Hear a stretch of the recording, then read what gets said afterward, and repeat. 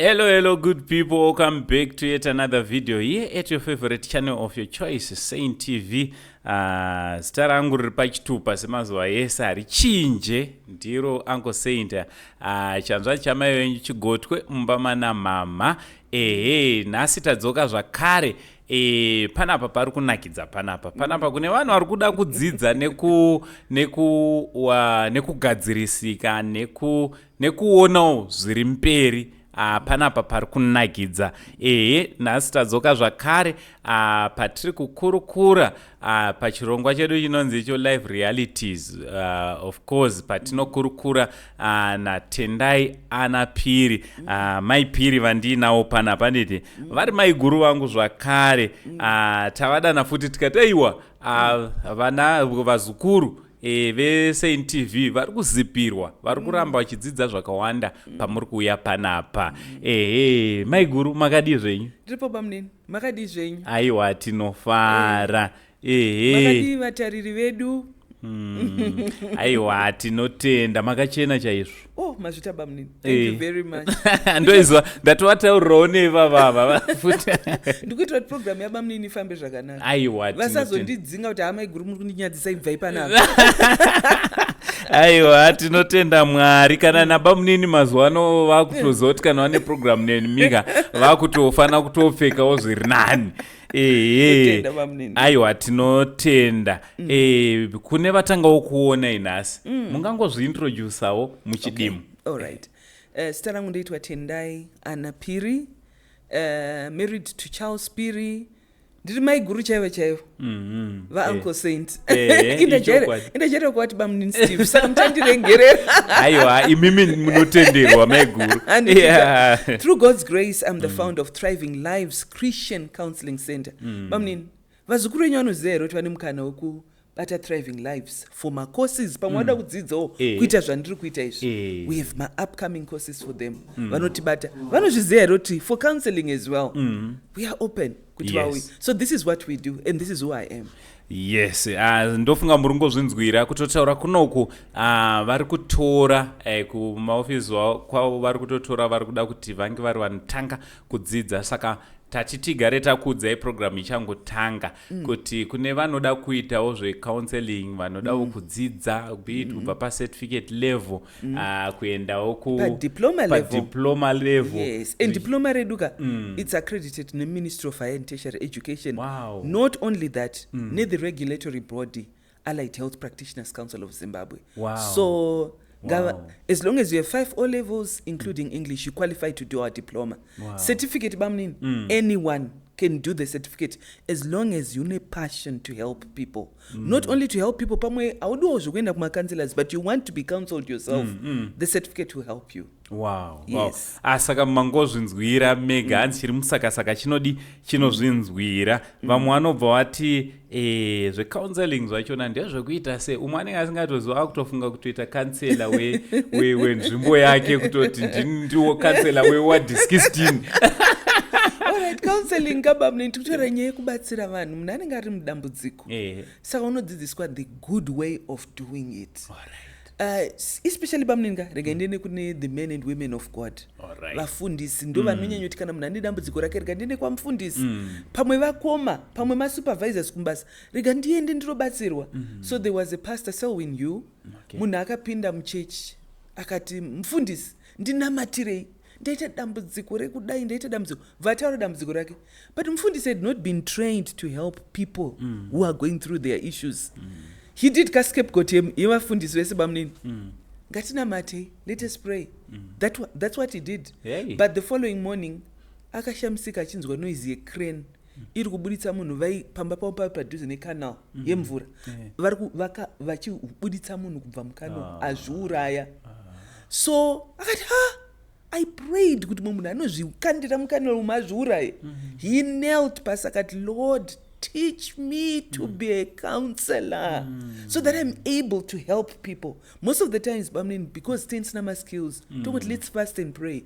But faith without works is dead. You need the skills. How do you help people through their problems? apasi pese panenge pachida kumaprayers hatisi kuti maprayers akashata. Of course, you can still pray for that person, but pamwe pachona panenge pachitodiwa kutaurwa naye nekumudzora nekumuencourageawo pamwe pachona pane zvakanaka zvaanenge achitaura. And most of the times munhu wacho nigga, my solutions pamwe anawo, but you want someone just to talk to, to empty kubuditsa the sad thoughts that are in them.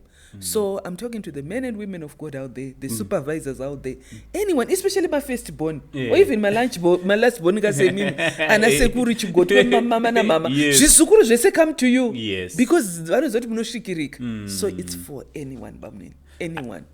Ini ndakutoita kutoti ndogona kuzotadza hangu kuita ze2 years sasekuru, but at least ndikangoone certificate 1 month bamnin, 1 month matopedza kana tizoenda mberi tozoenda edu mberi. Thank you. So nhasi maiguruta tine musoro kana kuti dingindira atirikuda kuti tinge tinofamba naro pazuva ranhasi. Kumashure uko takambotaurawo pamusoro peinfidelity, tikataura pamusoro pe emotional hanzi emotional ichi wounds, silent wounds, emotions, zviri zvemental health zvakarerekera ikoko. Yes, tikaona vanhu vachibatsirika zvakanyanya, even macomments chaiwo unotoona kutoti vanhu vakabatsirika zvakanyanya.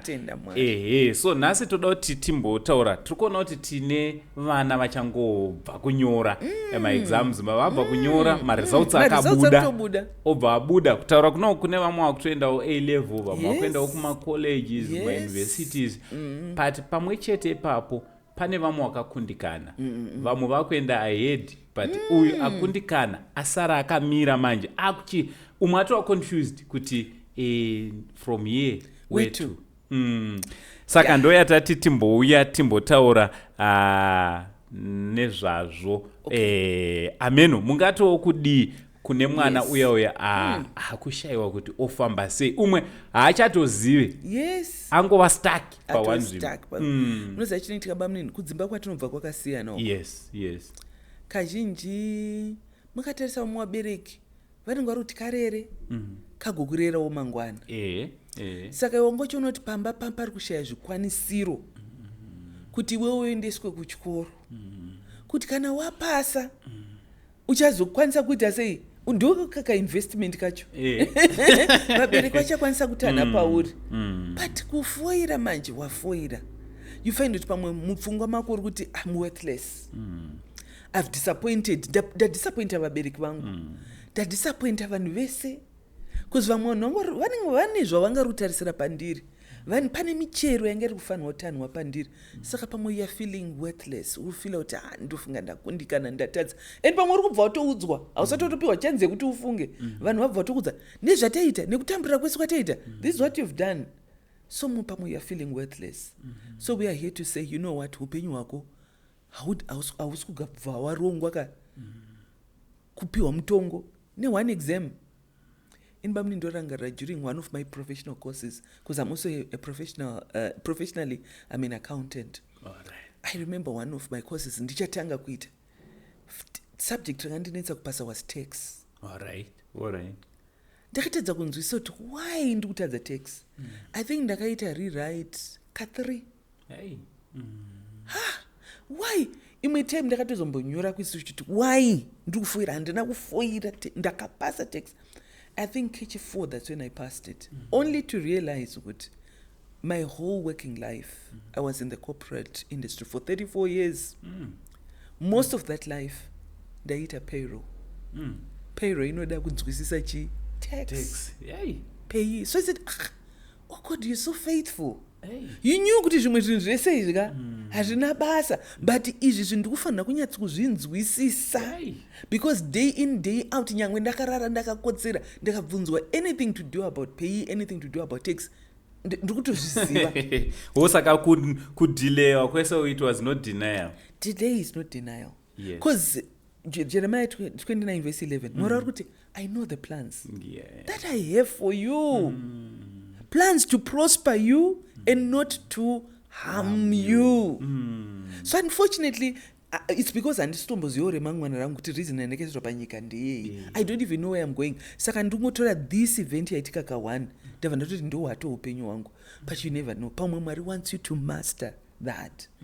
Imbofunga, you know, we have vanhu vakawanda muupenyu wekuti ane chimwe chinhu chaaitambura, but after achimaster chinhu ichocho, that became their career, or that became chimwe chinhu chekuti chakutomutambirisa mari, because achimaster chigame ichi, achinzwisisa chigame ichi. So I don't know kuti plan yaMwari noupenyu hwako ndoipi. Pamwe it's not kuti wafoira per se, but Mwari pamwe ane urongwa ado to master chigame ichi. Why don't you give yourself time again and master chigame ichi? Don't be determined, don't be defined nezviri kutaurwa nevanhu, but try kumbonzwa kuti Mwari muri kuti kudii. Yes, you go through the grieving process, Bamnin. As I said last time, grief is not only for bereavement, it's not only for kufirwa nemunhu, but grief, it's for anything legitimate that you have lost.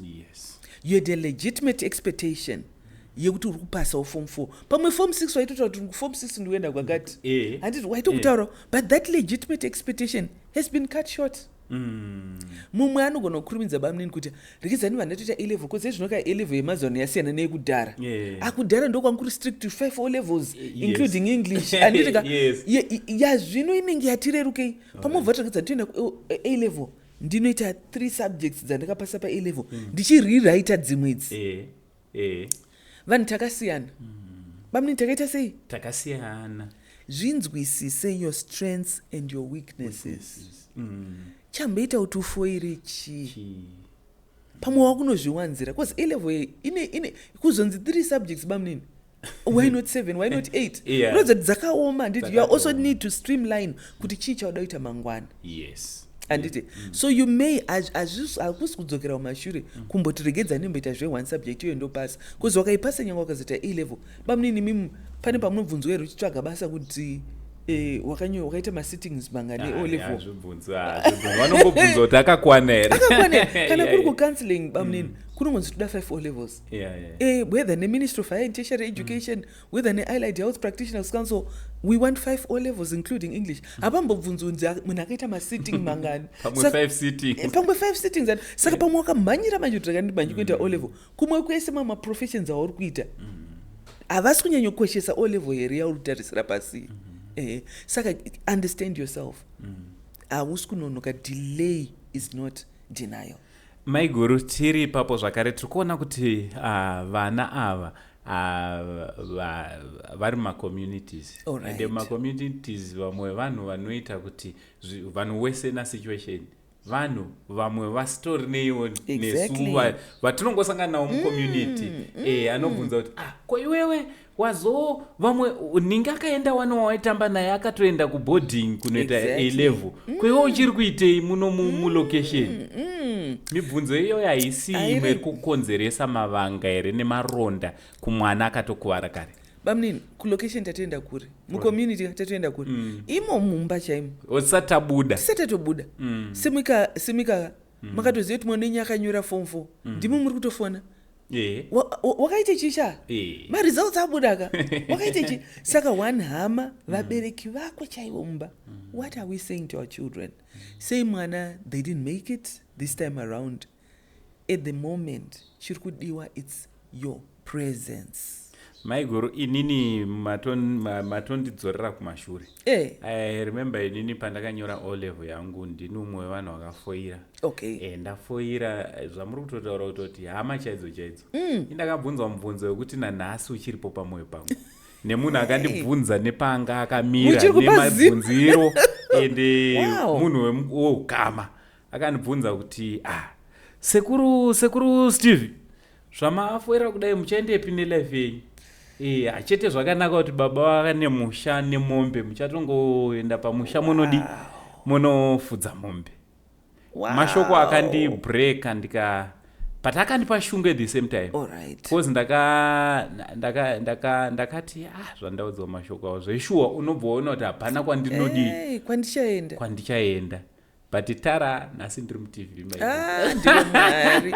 So ini ndoda kuti Bamnini, Proverbs 4 verse 23 inoti above all else guard your heart. Above pazvinhu zvese chengetedza moyo wako. Amen. For it is the wellspring of life. Bamnin, chengetedza zvinopinda mumwoyo mako. Do we have control over people, Bamnin? No. Do we have control over them? We don't have control over them. Yes. But we have control over what we allow kuti zvipinde mumwoyo medu. Imimi you didn't allow masoko iwayo kuti apinde mumwoyo menyu.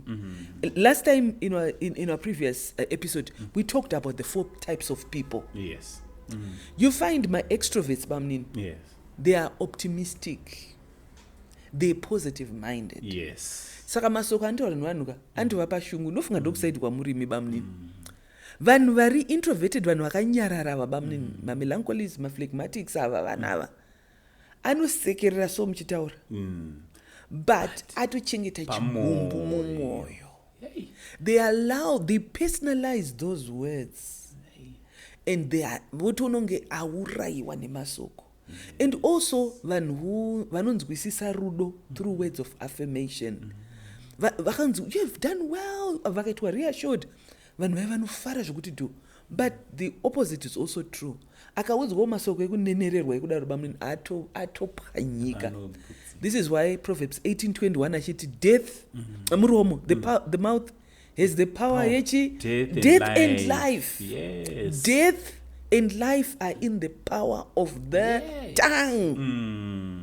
So tukuti kune ma-communities, it could be vabereki, it could be ma-communities, it could be yoga be mzukuru wangu, it could be mimi kabamnini. Yes. Death and life are in the power of the tongue.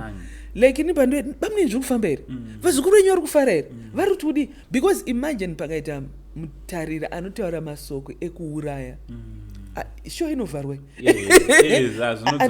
Saka kuvatariri vedu, kuvabereki, ngandizvibvunze ndisati ndataura.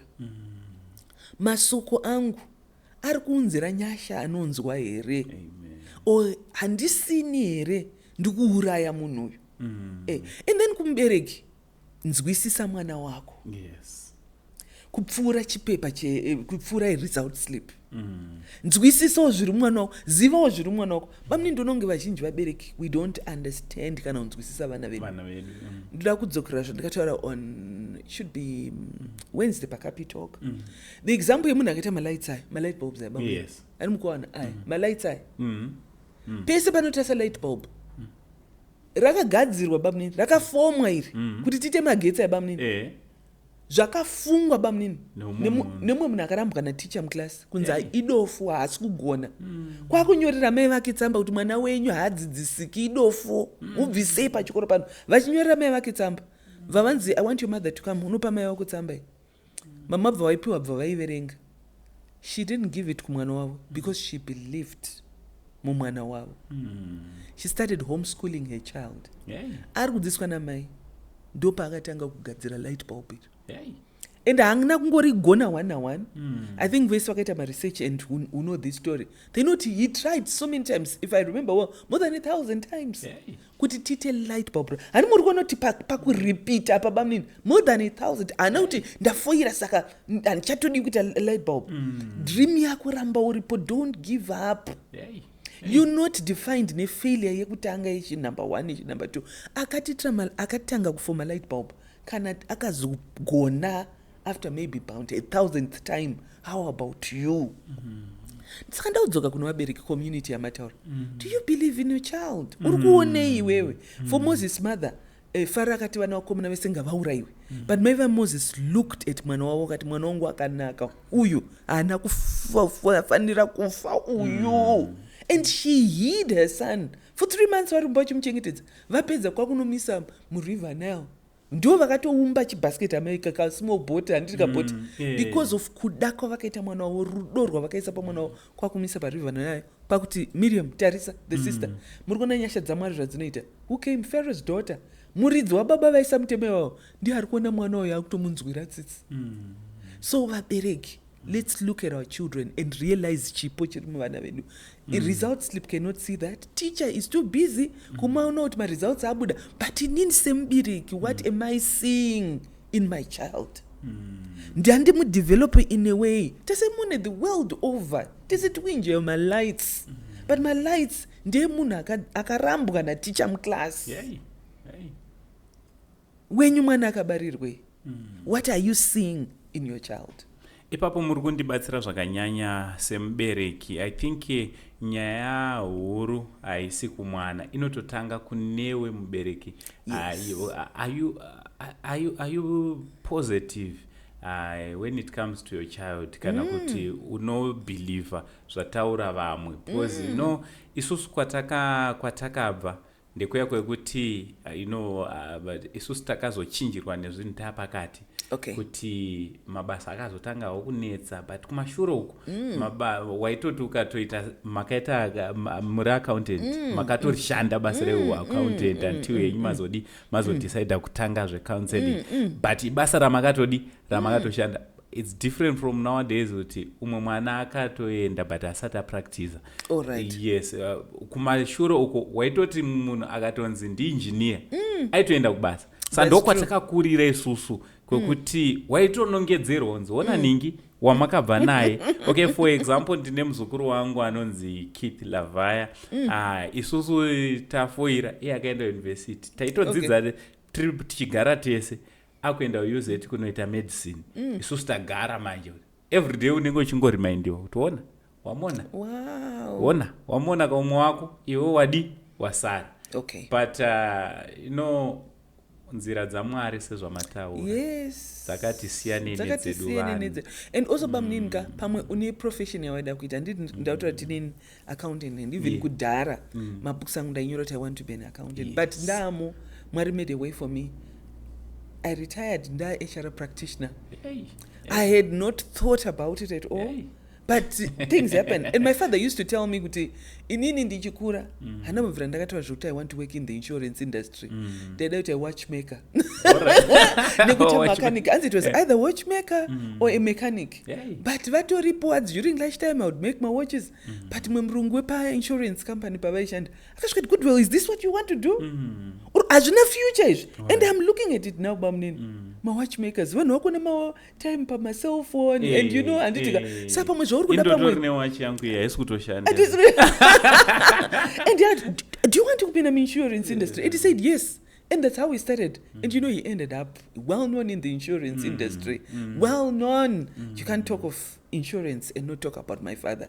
But it's not something changa akura chitwari kuda. So maripawana Jeremiah paruti, for I know the plans that I have for you. I want to say to someone out there, even kune vabereki kutanga, even kune community, God knows the plans that he has for our children. It's just we may not know, but God knows. Let us not lose hope. Let us be open. Where to from here? Where is my child going from here? So what support should we give them? Twitter say, but just nunge kana mwana aitamba aita mskanzo bamnini. But yangu aitamba aita mskanzo. Iye zvino haizi nguva yekumpa pressure. Munhu atori neroda kudhara, imutora sauti nemhiripiri, mosasa ipapo aiwa. Iyo inguva yekunyaradza. Yes. Yeah, but also tiri papo my guru tiri kutarisa kuti mashoko mumwana beat mwana mudiki alright tomotaura ari kuprimary chai because indine mamashoko nevakandiudza handiri kutoremember pa ndakamuudza ndiri kuprimary. So ndiri kuti kune vanhu vakuru vamwe vanofunga kuti hatiri kungotaurawo mungadawo to kudi because mangwana mashoko awa remember kuti munhu uyu achakura. Yes. And akura achakura ane pfungwa dzekuti saka imi manga musingade kuti upenyu hwangu uite nani ken hazvisi zvinotozo yes hazvisi here zvinozokanganisa because mangwana munhu uyu anenge asamwe. Tine vanhu nhasi vatoziva kuti akabudirira muupenyu but ane hama dzake dzimwe dziri pedyo dzekuti anokwanisa kutodzibatsira. But hadzibatsire. But kuti akudzei kuti why asingade kudzibatsira hakusi kuti ndo mamwe mashoko here anenge achengetwa ouya nawo mufuture. Very true bamnini. I want to help somebody bamnini counseling tushansi yatoti ABC D approach ku cognitive behavior therapy. Mafungiro ako. A is the activating event. You don't have control over people. You don't have control over the activating event. B stands for belief. kwete blessing wanga ufunga tichataura iwa handiti it stands for belief. Belief yawaita about zvataurika apa. Wabelieve kuti kudii wewe about masoko ataurwa nemunhu uyu. If your belief is negative, mamnin, the consequences are also chinotanga ma-feelings. You have negative feelings and then negative consequences or negative behavior. Okay. So negative behavior, it's coming from belief yawakaita because of zvakataurwa nevanhu. So you find kuna vamwe who are overachieving, not because they want to, but vada kunyadzisa, vari kuda kusvotesa zvakataurwa nevanhu. So you find that you've achieved, mawaita express A, you've achieved in life, but you are not happy. Yes. You feel empty. It's because wangochida kusvotesa vanhu. And vanhu vaipamwe they've forgotten kuti ndo zvavakataura. But we want to correct that. The D now corrects that. Right. Dispute the negative belief. Saka nditati A, B, C, D approach. Yes. A is the activating event. B is the belief. C, the consequences or the behavior that you are doing because of the belief you are waita. D, dispute the negative belief. It's a positive mind. All right. Okay, maonerawo. But is this who I am? No, this is not who I am. Who am I? And imagine they Joseph akaita a negative belief. Would he have been where he was? Muchokora Mwari. Imagine mukadzi waFaro amukandira mujeri pamnini, amunyebera omukandira mujeri, but still from mujeri mom akatanga kuita what he was good at. That was interpreting my dreams and ndo zvakamsumudza. So what am I saying? In spite of zvakaipa zvotaura nevanhu, we are not taking it as an excuse, but we are saying you don't have control over it. But your belief, take the positive side, and you end up in your dreamland, just like Joseph. Because we don't have control over people. And Satan does that. Revelation chapter 12, verse 10 to 11. The accuser of men. He's accusing you day and night before God. So I don't accuse Steve watofoirewo, upenyu wako hatovemanga, wona zvauri kungoita hapana chinobudirira, blessing hapana, kana kuriraita kwacho unoita se. So the devil is also accusing you day and night before God. But I like verse 11. How have we overcome? I overcame by the blood of the Lamb and through the testimony of my mouth. Yes. So I'm testifying kuti I'm not destroyed. This is only the beginning. God is perfecting me. God is perfecting that which concerns me. So I have overcome by the blood of the Spirit, by the blood of the Lamb, and through the testimony of my mouth. Let's testify good things which in I have overcome. Not kuna vatariri vedu. How about saying I've overcome? I have overcome. This situation, I have overcome. You don't have control over people. You don't have control over situations, but you have control over your thoughts. Death and life are in the power of the tongue. And you're thinking futi kosh. Yanakupa Proverbs 4:23. Makashansa the Good News Translation says, be mindful of your thinking. Your thoughts shape your life. Saka ndingadangu kukombera ndichidaro bamnini. Kune vana vedu ma-results asinonyatsobuda zvakanaka. Kunyangwe nevabereki vane vana vane ma-results asinonyatsobuda zvakanaka. Dangova end up now. Proverbs 4:23, the Good News Translation. Mamwe isa not above all else guard your heart. But it's only the good news which says, be mindful of your thinking. Okay. For your thoughts shape your life. Amen. If you get a negative thinking, it means those negative thoughts are going to shape your life. Munhu ndipo akuzofunga kuti akufunga kutora upenyu hwake because watanga nema negative thinking. But if you have positive thinking, those positive thoughts will also shape your life. Wow. Thank you. Aiwa, ndofunga tiri kuzvinzwira tichiri musakasaka chinozvinzwira apo patiri kukurukura naTendai Anna Phiri. Zvamunonoita imimi manje kana muchida kudzidza zvakawanda, muchida kunzwa zvakawanda, Tendai Anna Phiri vane page ravo rakanzi Tendai na YI Anna Phiri. I'm sure there is some description. So what you can do, and follow on all social media handles, including Facebook, Instagram, yes, Insta nepachi futi. They can also visit the page Thriving Lives. Yes, Thriving Lives Christian Counseling Center. on Facebook as well. Saka mapages iwawo ese tamaisa mudescription zvinonokubatsirai zvakanyanya makasununguka zvakare kunge muri munobvunza mibvunzo yenyu ipapo. Amaiguru, Yes, tidzokorodze zvakare nezvenyaya yechikoro. Ndopandoda kuti tikombere napo ipapo. Vape zvakare information yekuti zvinofamba sei. Okay, so we have my counseling courses for those who have passion to help people, especially my communities. We have a certificate in marriage and family counseling. The certificate is only for a month, Babnin, online. Saka junabasani location, you have to be in Harare. You can do it even outside Harare, even outside Zimbabwe. So it's an international course, and it's certified by a USA Institute for Marriage and Family Affairs. It's a USA university. So it's just for 1 month. Matopedza. This time around, it's discounted. Bamnin. No, right. Yes, it was at $250, but this time it has been discounted for you. Hey. It's going for $150. Wow. And then maybe you want to open your own practice, because we know to Zimbabwe kakuna anozuti makansela ndo kansela ini ndo kansela ndikamukansela ndikamuadvise. But mu Zimbabwe tine regulatory body yedu inonzi Allied Health Practitioners Council of Zimbabwe. So maybe you want to register with them. Certificate ikwani because they start registration at diploma level. So we also have a diploma in marriage and family counseling, the first of its kind in Zimbabwe, to be registered in the Ministry of Higher and Tertiary Education and also in the Allied Health Practitioners Council of Zimbabwe.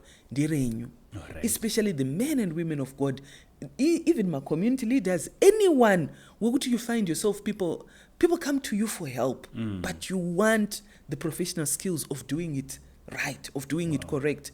I know even even by certificated because they did the secular counseling, even up to doctorate level, but they didn't do the Christian way. Sakaruta zoti mchechano apply say, so a certificate bridges that gap.